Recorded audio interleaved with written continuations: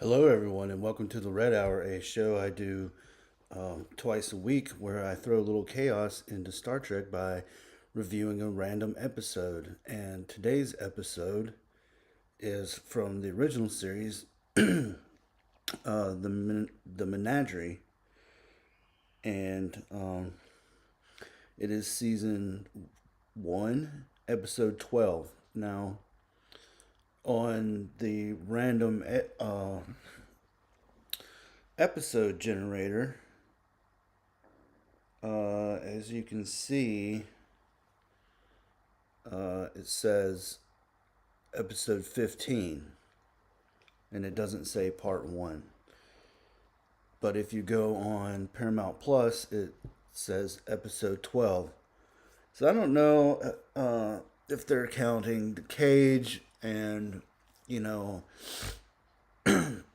some as like the first episode. I don't know. I didn't take a look as to why there's that discrepancy, but it's there.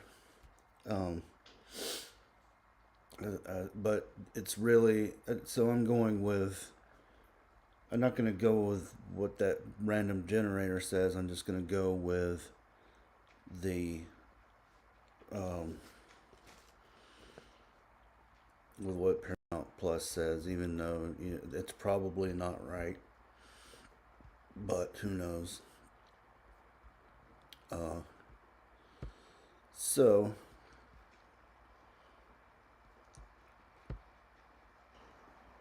with what Paramount Plus.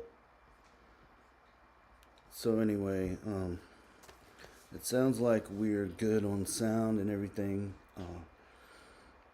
I'm using this. I'm using Stream Labs, um, and I'll be checking out Stream Yards on Saturday when I go to over to Admiral Teague's show. But we'll talk about that later. Anyway, Kirk starts off with Kirk, Bones, and Spock. The Enterprise is orbiting a planet, and Kirk, Bones, and Spock beam down to Starbase 11, and they're met by a lady who says, "Welcome to Starbase 11. We have not. We did not. We. The Commodore is surprised that you diverted your course here because we didn't receive any message saying so." And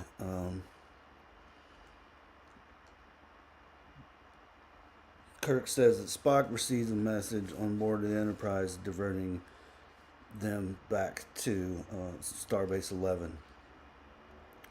And so they talk about how um, they needed to see Captain Pike, and the Commodore says that he asked Kirk, "Have you ever met Captain Pike?" And Kirk says, "I met him when he was promoted to fleet captain." And then Spock, and I took over the Enterprise from him. And then Spock says, or then Kirk says that Spock served with him for like 10 years, and Spock corrects him and says 11 years. And then so they get to Pike's room, and I mean, this is a well-known, well-famous episode, and I tried to watch it as if I was watching it for the first time, and I'm trying to recap the episode for people that maybe have watched it for the first time or never saw it or whatever. But I'm pretty sure my audience, the people that watch this show currently, have seen this. But he's in a wheelchair, and he is his face is kind of messed up and scarred from an accident. I believe it was like a training mission or a cadet. They say it was like on a cadet ship, and uh, that he's suffering from, I think they said delta radiation. Anyway, this is the first time that Kirk has seen him in this condition, and he's in this wheelchair, and he they ask him about the message, and he blink he on his chair. There's two lights that blink, or there's a light that blinks, and it blinks twice, and the Commodore Mendez is his name, says two blinks means no. So Pike did not send this message and didn't know about the message, and so he wants to be left alone, and Spock says, asks if he can remain, and there's one blink, so one blink is yes, and Spock speaks to him about a thing that he's been planning. He says, I can take you there now. I've been planning it out. And Pike blinks twice, and that's the end of the teaser. So they're talking. So Mendez and Kirk are talking, and he says there's no record showing that a message was sent from here to Enterprise diverting the ship there, and he confirms it with a technician who says there's no way a message could be sent without them knowing about it. And then Spock sneaks into this record room, and neck pinches a guy, and the guy passes out, and then they're talking about Spock's extreme loyalty to Pike, and they're questioning whether Pike could have sent this message, and Kirk defends, Spock. I keep wanting to say Scotty for some reason, and he's saying, his loyalty to Vulcan's loyalty to their captain would be just the same from Pike to Kirk. Their loyalty would remain, and so they also say that that Pike is monitored 24/7, and he can only move that. The wheelchair is connected to his brain, and that he can only move it around and stuff, but that's about all he can do, and he can make the blinks. So there's no way that he could have sent a message. And the Commodore explains that his mind is the same as any one of us. He could live a long life, but he's confined to that wheelchair. There's no way. So Spock is in that room. We see Spock in that room, messing with the controls, and he fakes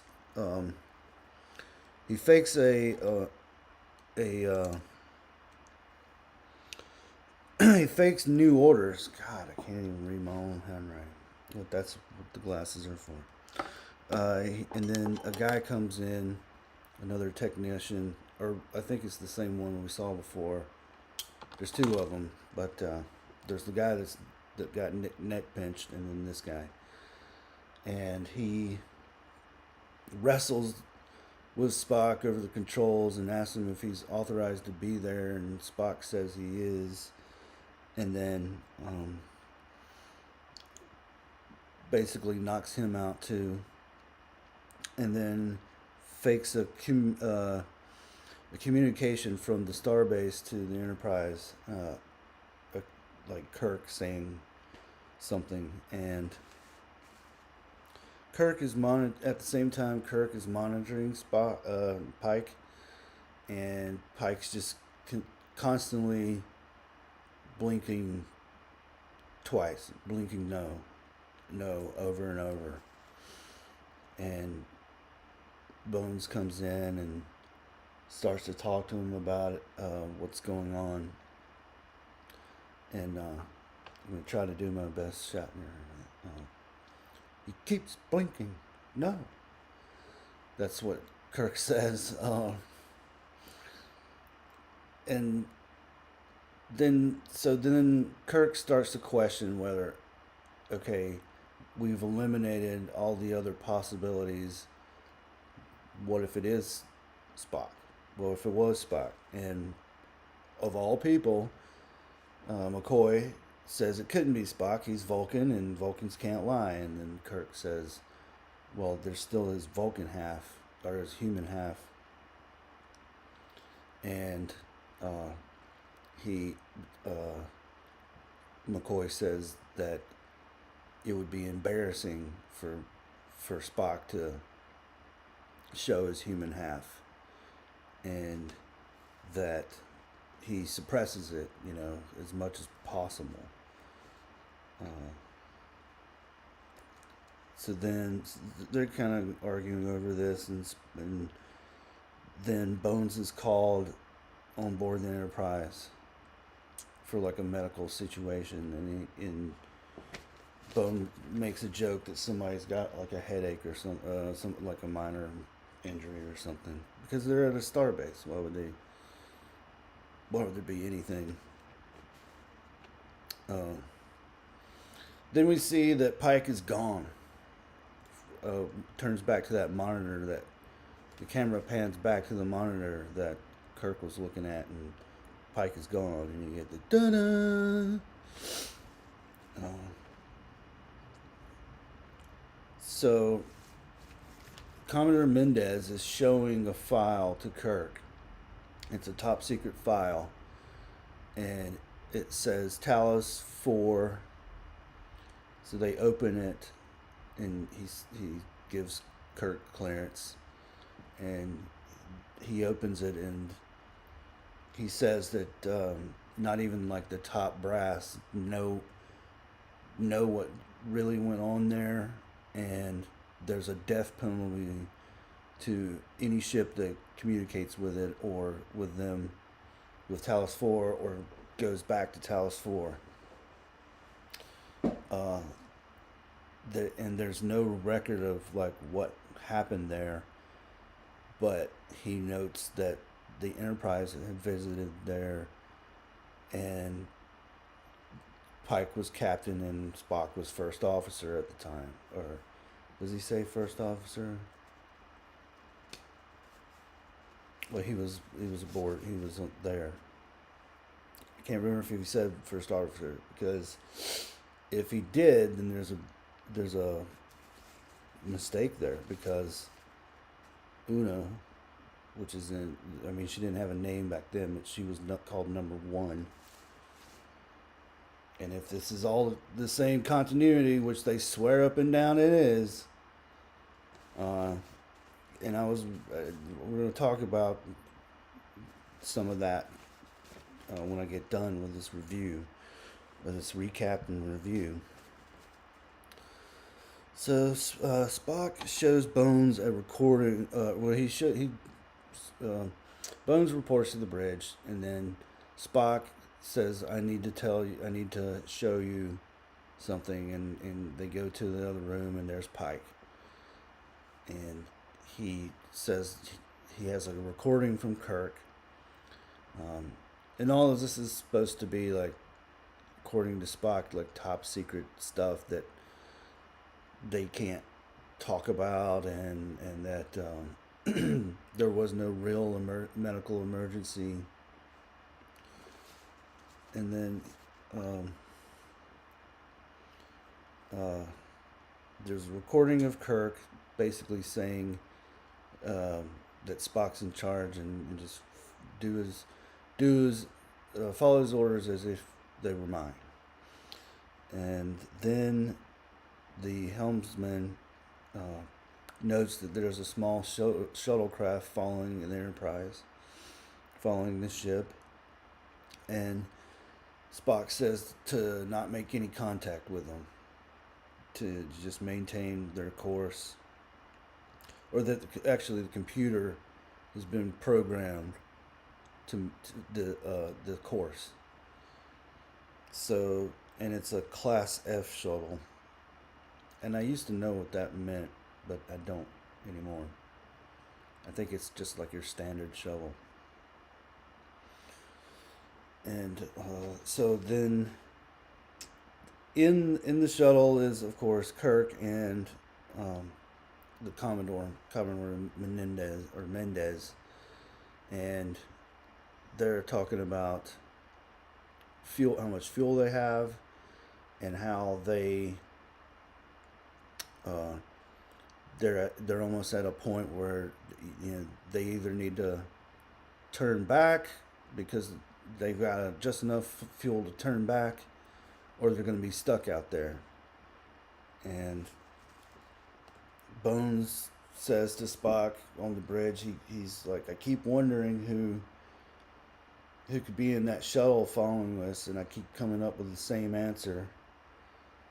And Spock, at this point, knows the jig is. He asked the computer how much fuel the shuttle has, and would they be able to go back to the starbase, and the computer says that uh, they would not. They wouldn't have enough fuel.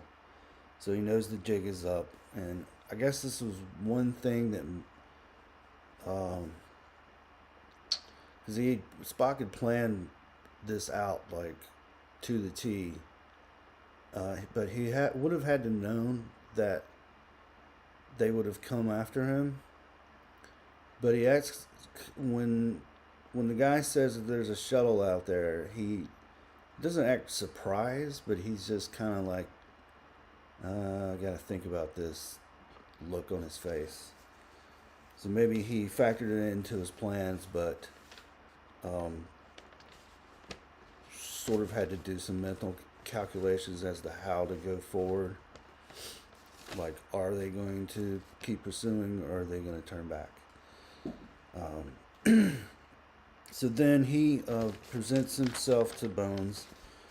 They put a tractor beam on the shuttle and bring it into the Enterprise, and he presents himself to Bones as the senior officer for arrest, and then places a yellow shirt in charge until Kirk gets on board. And then security comes, and McCoy says, is confining you to quarters good enough? And he says it would suffice. I'm not going to argue, or I'm not going to cause any trouble. And then he looks at the security guards and says, confine him. I can't do McCoy. I mean, you know how he sounds. I guess I got the accent, sort of. So they can't. So Kirk and Mendez beam aboard, or come aboard, and they beam aboard. Why wouldn't they put the shuttle in the shuttle bay? Yeah, okay, whatever. Maybe the shuttle bay is full.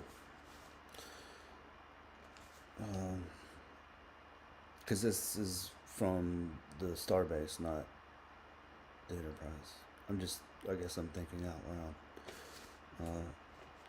So then he wants the computer to disengage from because the computer Spock has programmed the computer to go to Talos 4, and they can't do it, and there's no way to do it, so they're going to Talos 4 no matter what. And this reminded me of the TNG episode of Brothers, where Data takes over the ship, and um, he is like programming all this stuff, and he does that big long.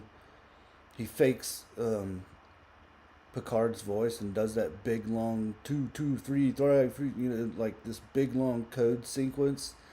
And Red Letter Media pointed out, Mike, they were doing a TNG best of, or the TNG review or whatever, and he pointed out that they messed up on the sequence visually. Like, Data says a number, but the number that's on the screen is different.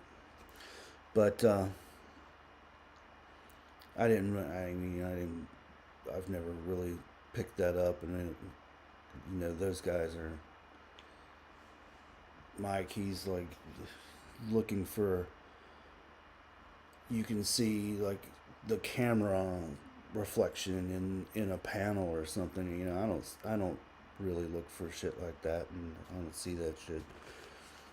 Sometimes you actors have their marks, and you can see the tape on the floor sometimes in the early seasons. But anyway, so when they're going to see, Data's going to meet Dr. Soon, and I think that's when he gets the emotion chip, and then Lore steals it. Anyway, so they decide to have a preliminary hearing on Spock, whether he should be court-martialed and stuff, and then Spock requests immediate court-martial, and they say that it requires 3 senior officers, and Kirk says there's only 2, and Spock says no, Captain Pike is still in service, and Mendez says they didn't have the heart to retire him or whatever, to take him off of service. And he still has like a functional brain, so if he's asked a question, yes or no question, he can say beep or beep beep. Then, so Mendez asks Spock a question.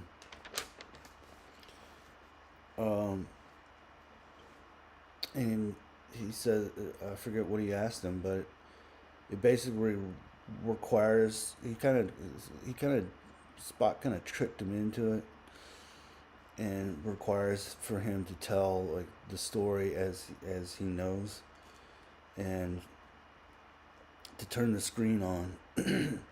And on the screen you see the Enterprise, and Spock explains that this is the Enterprise from 13 years ago, and the sensors had detected something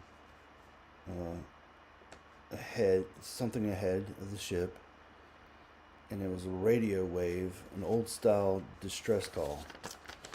And then it turns out it was a old survey ship, the SS Columbia, and then and they talk about like investigating it, or Spock asks about investigating it, and Pike says that we don't know if there's any survivors yet, and we have to go to Vega. We have injured right now that have to go to Vega for immediate, so they can be looked at. And then he leaves the bridge and goes to his quarters. And then he asks Dr. Boyce to come in. And Dr. Boyce, who's an old man doctor, shows up and brings martini. And they start talking about. He brings him martini. He's like, I figure times like this, you'd rather talk to a bartender than your doctor. And so they're drinking, and Pike is talking about how how he's kind of tired of being in charge of people's lives and people dying under his command and all this stuff like that. And they kind of brought this up in the latest season of Strange New Worlds because they're trying to tie all this stuff together. And Pike is constantly talking about how he's he's losing people left and right and all this stuff. And then Spock calls Pike on his screen and says that that they have found survivors crashed on Talos 4. And then that's when we go back to the trial. And the whole thing is they say to Spock, how does he have this technology that they can look at? Um, they don't have recordings of the ship that are this clean, this great, and he says that he can't tell them that. And Mendez wants to kind of end it there, and Kirk says, "I want to see more," and Pike agrees. And and they ask Pike, is this truly what happened? And he blinks one blink, meaning yes. So they turn the screen back on, and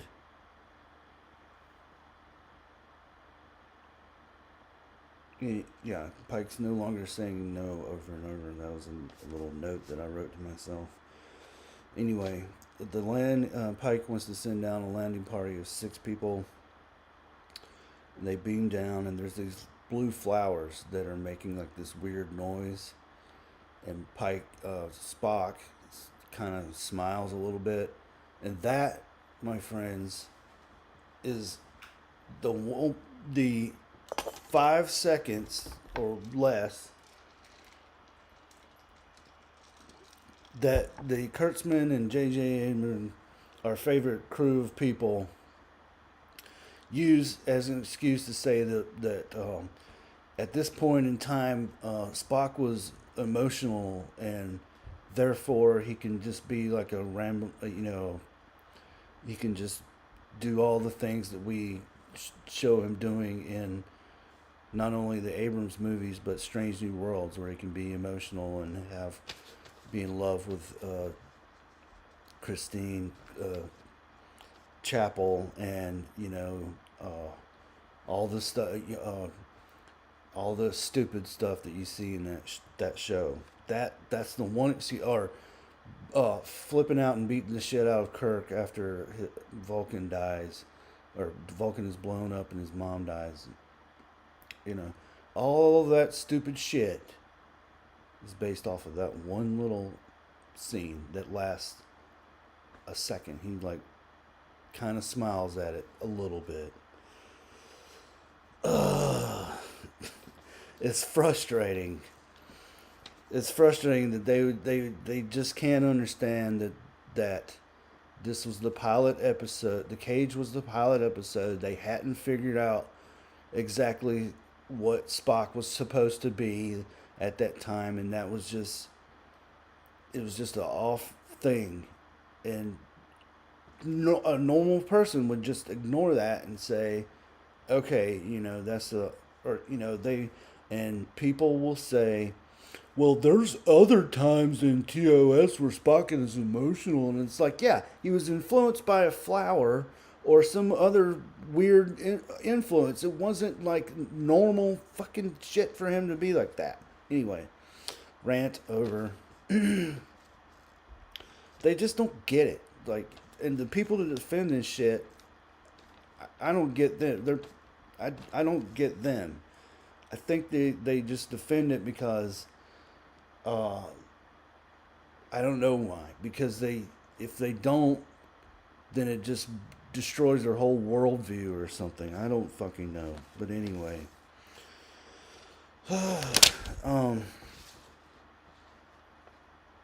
they find the survivors, and it's just a bunch of old men. scientists, and um, there's like this one hot chick with them, and they say that her name is Vina, and she was born practically right as the ship was crashing. So she's young, and she starts talking to Pike, and she says this weird shit, like, "Oh, he's a prime specimen," and one of the old men says, "Oh, don't mind her. She's just been hanging out with us old scientists, and that's just the way she talks." And then she says, "I think it's time that we can reveal our secret." And they talk about how they have, I forget how long they had been crashed there, or they say they've been crashed there, um, but they should be older or dead by now. And they say, "It's the secret to our youth, and go with Vina, she'll show you." So they walk up this little hill, and there's like this little cave and stuff, and she points to something that we don't see, and says, "That's our secret." And he's like confused, and then she disappears, and there's these three aliens. I forgot to mention, the camera pans briefly while they're in this survivor village, briefly to this cave, where you will see three aliens with three big heads. They almost look like, the Greys, the typical Grey aliens that are in UFO lore. Anyway, they kidnap Pike, and there's like this door, and it closes, and they kidnap Pike, and Vina disappears, and so they're firing their phasers at this door, and it doesn't really do anything. And they zap Pike with like this little, some sort of thing, laser thing, I don't know, stunner thing, I guess. And then back at the trial, the Commodore Mendez gets a transmission, or gets some sort of message from the starbase, and then Spock explains that these transmissions are coming from Talos 4. So they're coming basically from these aliens. And then he orders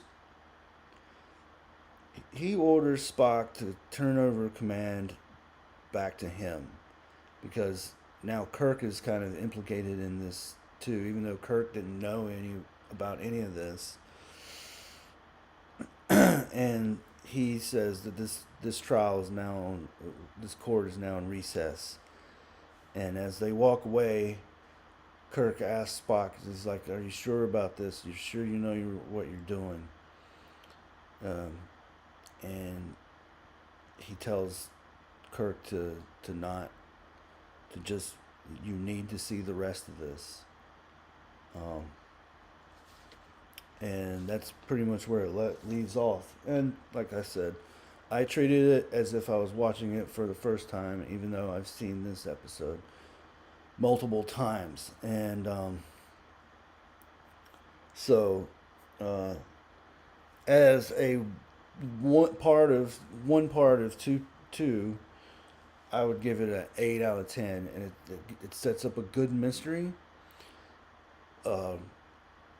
Spock is obviously doing something out of character, so I'm assuming that people, when they first watched this, they were like, "What the hell is going on here?" And at the time, nobody knew about the cage. It was an unentered pilot, and looking back, it's a good use of using that unentered pilot to kind of give some, to create a new a story out of, and also a little bit of lore. It builds the lore. We didn't know that Pike, or that we didn't know that Pike existed. We didn't know that he was captain of the Enterprise. We didn't know that Spock was on board the Enterprise. And theoretically, it would be a good excuse to make a spin-off series.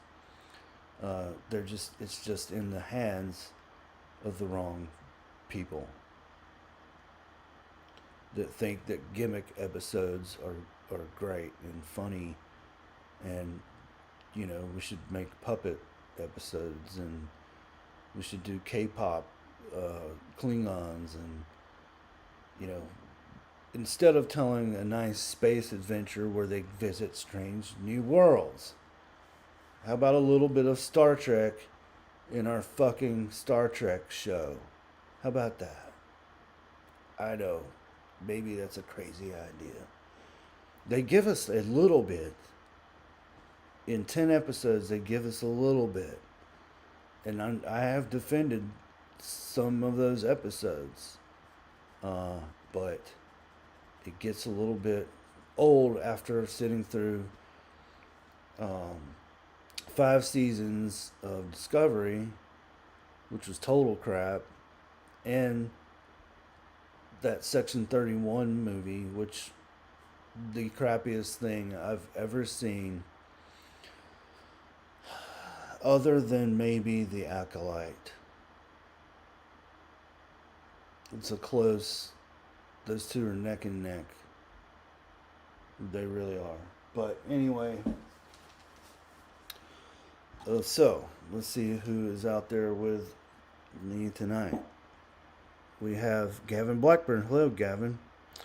DJ Plain Ice. Hello, DJ Plain Ice. We have Michelle Ferry. Hello, Michelle Ferry.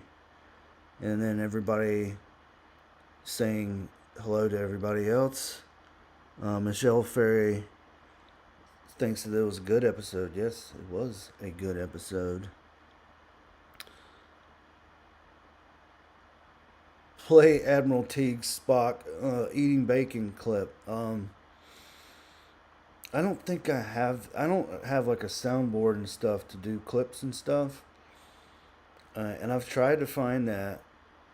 I don't even know how to. This is not a professional operation, as AJ from Wi-Fi says. But that's a funny one where it's got the dun, dun, dun, dun, dun, and he's like punching the air and punching it into a pillow or something. Spork, yeah. Never invite Kurtzman into your franchise, and you are safe. You can only destroy if you invite him. Yes, Gavin Blackburn, you're correct. I read a post on Reddit where a guy said if you hate arguing about Trek, then remove yourself from the fan base. That's their mantra. If it has Star Trek in the label, it's great. They enable Kurtzman. Yes. They don't want discourse. I like discussing Star Trek, good or bad. But if you say, "Oh, I don't like this," you're the name they call everybody when they don't like something. You can't. They don't. It has to be that you have to like this, or you're racist, or you're whatever. They can't stand, and then they have the gall to say, "Oh, we invite all opinions here," and blah blah blah blah blah. As long as you agree with them,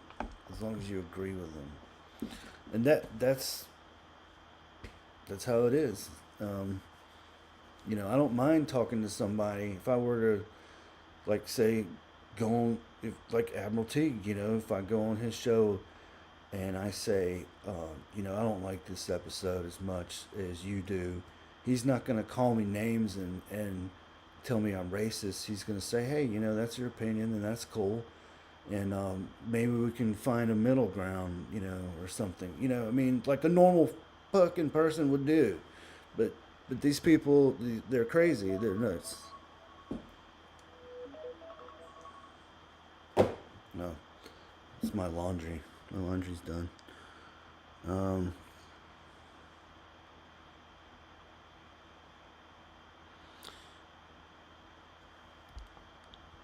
those people are not fans. Gavin says those people are not fans. They're tourists. I wouldn't go so far as to say that they call people like us not fans. So I'm not going to go stoop to their level and say they're not fans. Um, they're just they're assholes. They're they're assholes. That's it. I like Michelle Ferry says I love Star Trek from 1966 to 2005. I got my love for it from my father who watched it when I was a child. Same. It wasn't my father. My father passed away when I was young, but my stepdad and my stepbrother, we would watch Star Trek. We grew up with or me and my stepbrother grew up with TNG.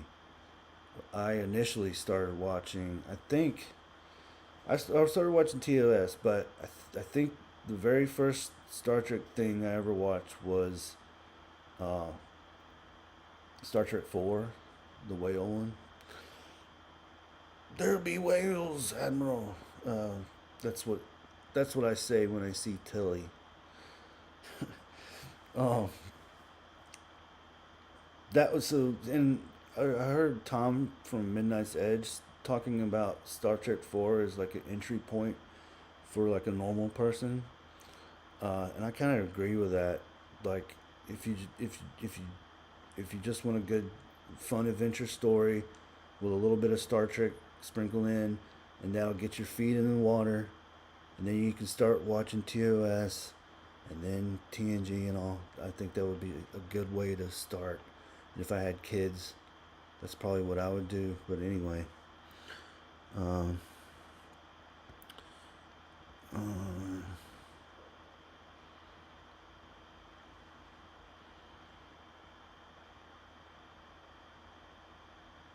no, Gavin Blackburn said he was joking about them not being fans.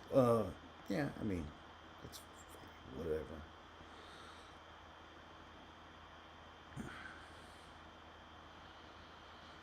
Okay. Anyway, let's get to the portion of the night. It's good to see. It's good to see y'all here. As I was explaining to the people to before anybody showed up on uh, on Paramount Plus on here it says TOS episode 15 is Menagerie. On Paramount Plus it says episode 12. So I don't know where that comes from.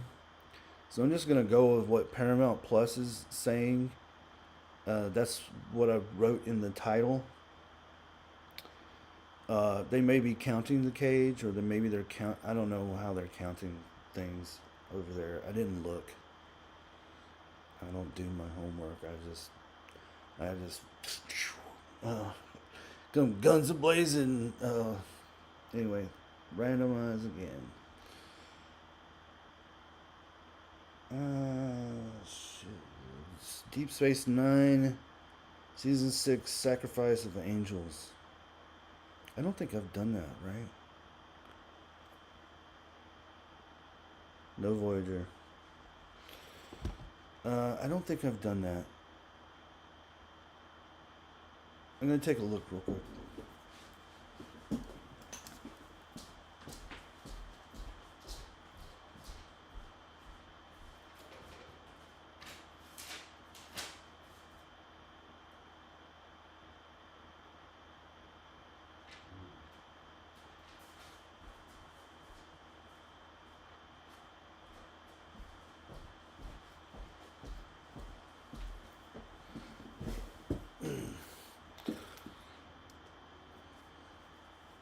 No, I haven't done that one. So, uh, on Wednesday, I'll do Sacrifice of Angels, D Space 9, and then Gavin Blackburn or anybody that's out there that wasn't here yesterday, I'm going to be doing a Friday stream at 9 o'clock tomorrow night. I'm going to start doing my, I'm going to call it the Deadman Unplugged, and just play a few songs on guitar and maybe have a little bit of chat and then just do like, I don't know, 30, 40 minutes or something. Just because I had fun on Halloween last Friday, and I need to get some practice in. And I don't have anything else going on, so I might as well, jam out a little bit on Fridays. And then on Mondays, I'm going to start doing a movie review. And I don't know if I'm going to do that every Monday, or maybe every other Monday, or maybe just one Monday a month. I don't know, but that'll be at 8 p.m. on Monday, where since it's Bond month, I'm going to pick a Bond movie and review that. So I'm expanding the show a little bit. Well, I'm expanding my channel, I guess, because the Red Hour will be still the same, but then I'll have the Unplugged Friday night, 9 p.m. So anyway, I want to thank DJ Play Nice for coming out, Michelle Ferry for coming out, Gavin Blackburn for coming out.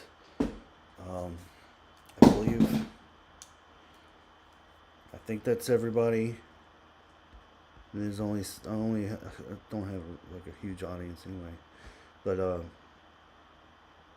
and occasionally there's like lurkers.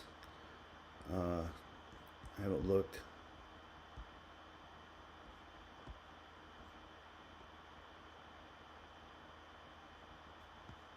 I'm gonna give myself. Yeah, I think there might be some lurkers out there. Anyway, I want to thank the lurkers if there are out there. Anyone that watches this in the future, I'm the Deadman. This is the Red Hour. I'll be back on Wednesday night, 8 p.m. For the Red Hour, and then tomorrow night, Friday, at 9 p.m. Eastern Standard, where I do the Deadman Unplugged, and I play a few songs, and stuff like that. And I almost forgot. I'll be on Admiral Teague's show, Saving Star Trek, at 10 p.m. Eastern Standard on Saturday night, where we'll be talking about Enterprise, I believe. Gavin Blackburn says, small but dedicated. Thank you for that, and that's what she said. Have a good night, everyone, and live long and prosper.